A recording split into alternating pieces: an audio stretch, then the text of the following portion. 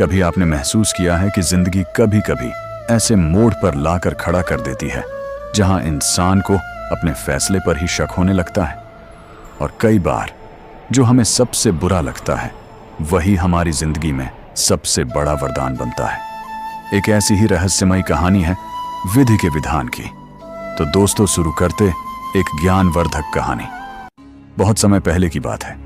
मृत्यु के देवता ने अपने एक विशेष दूत को पृथ्वी पर भेजा। उसका कार्य था एक स्त्री की आत्मा को ऊपर लाना। उस स्त्री का जीवन पूर्ण हो चुका था, मृत्यु निश्चित थी। शाम का समय था, आकाश में हल्का हल्का अंधेरा घिर आया था। देवदूत जैसे ही उस घर में पहुंचा तो एक अजीब सा सन्नाटा छा गया। मिट्टी के घर की दीवारों में दरारें थीं, छत टपकती हुई लग रही थी। कमरे में एक टूटी चारपाई थी और उस पर वो स्त्री मृत पड़ी थी। लेकिन जो दृश्य उसने देखा वो उसकी आत्मा को कंपा गया। उस स्त्री के शरीर से 3 नन्ही बच्चियां लिपटी हुई थीं। तीनों जुड़वां थीं, लेकिन अलग अलग अवस्था में। एक बच्ची अपनी मां के सीने से अब भी चिपकी हुई थी, मानो उसे लग रहा हो कि मां अब भी जिंदा है। दूसरी बच्ची जोर जोर से चीख रही थी, मां उठो, हमें भूख लगी है, मां। और तीसरी बच्ची शायद थक कर मां के कंधे से सटकर रोते रोते सो चुकी थी। उसके नन्हे गालों पर सूखे आंसू की रेखाएं साफ दिख रही थीं। घर में सन्नाटा था, लेकिन उस सन्नाटे में भी 3 मासूम चीखें देवदूत के हृदय को चीर रही थीं। उसने चारों ओर देखा, कोई नहीं था। पति पहले ही मर चुका था। कोई रिश्तेदार, कोई पड़ोसी, कोई सहारा नहीं। देवदूत वहीं रुक गया। उसका मन विचलित हो गया। उसने आत्मा नहीं ली और स्वर्ग वापस लौट गया। जब वह मृत्यु के देवता के सामने पहुंचा तो सिर झुकाकर बोला, मुझे क्षमा करें, मैं उस स्त्री की आत्मा नहीं ला सका। मृत्यु के देवता ने पूछा, क्यों? देवदूत ने डूबती आवाज में कहा, 3 छोटी बच्चियां थीं। एक मां से चिपकी थी, एक रो रही थी और एक बेहोश सी पड़ी थी। वहां कोई और नहीं है। उन मासूमों का क्या होगा? थोड़ी देर मौन रहा, फिर बोला, क्या उस स्त्री को कुछ दिन और जीवन नहीं दिया जा सकता? कम से कम तब तक जब तक ये बच्चियां थोड़ा समझने लायक हो जाएं।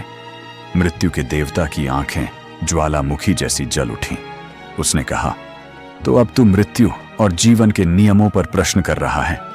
तू जानता है जीवन और मृत्यु किसके अधीन है? जिसकी मर्जी से जन्म होता है उसी की मर्जी से मृत्यु होती है। तू दया में फंस गया और पहले पाप का बीज बो दिया, इसलिए तुझे दंड मिलेगा। मृत्यु के देवता ने कहा, अब तू मनुष्य बनेगा, तुझे पृथ्वी पर फेंका जाएगा और तब तक वापसी नहीं होगी जब तक तू 3 बार अपनी मूर्खता पर स्वयं न हंस ले।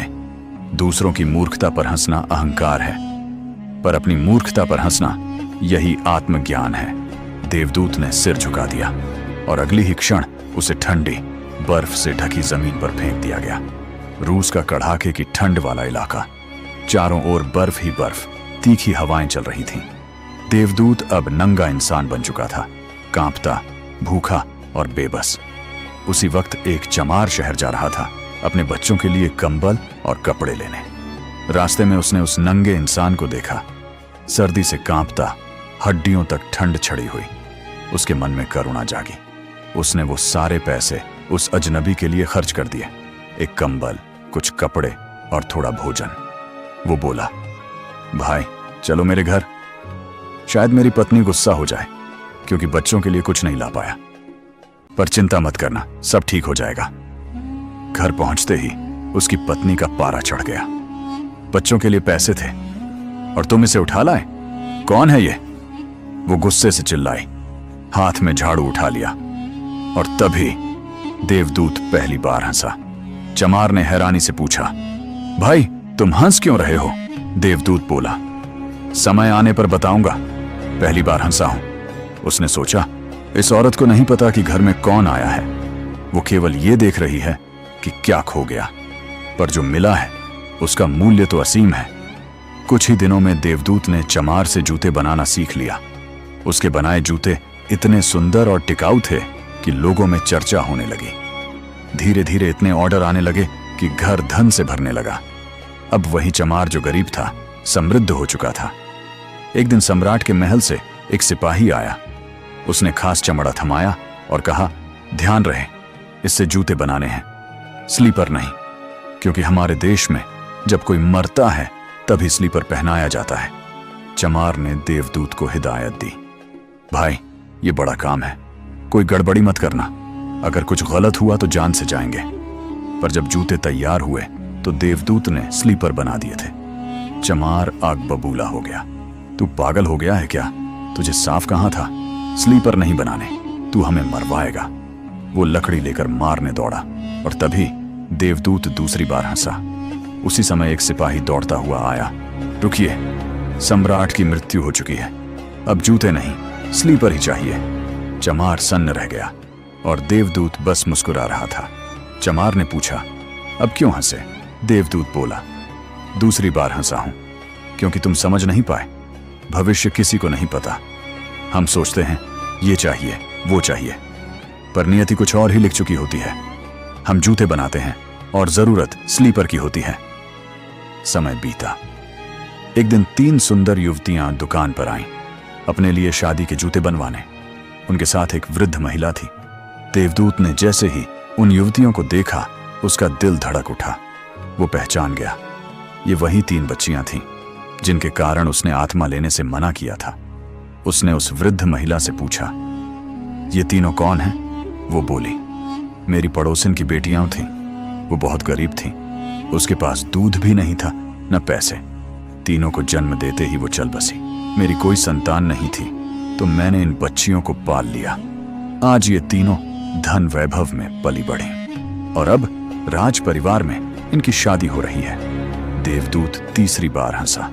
चमार ने पूछा, अब क्यों हंसे? देवदूत बोला, अब मैं अपनी मूर्खता पर 3 बार हंस चुका हूं। मैं समझता था कि उन बच्चियों का जीवन नष्ट हो जाएगा, पर देखो, मां का मरना उनके जीवन की सबसे बड़ी सौगात बन गया। नियति हमसे बेहतर जानती है। अब मैं जा रहा हूं, लेकिन तुम्हें एक बात कहकर जा रहा हूं, जो हो रहा है उसमें कोई ना कोई कारण छुपा है। जो आज तुम्हें दुख दे रहा है वही शायद कल तुम्हारे लिए सबसे बड़ा वरदान बन जाए। बस उस परम शक्ति पर भरोसा रखो और जो हुआ, जो हो रहा है और जो होगा उसके लिए दिल से धन्यवाद कहो, क्योंकि विधि के विधान को कोई नहीं बदल सकता और जो होता है वही तुम्हारे लिए सबसे उचित होता है। तो दोस्तों, आपको ये कहानी कैसी लगी? कमेंट में अपनी राय जरूर देना और ऐसी ही कहानियां और सुनने के लिए इस चैनल को सब्सक्राइब जरूर कर देना। धन्यवाद।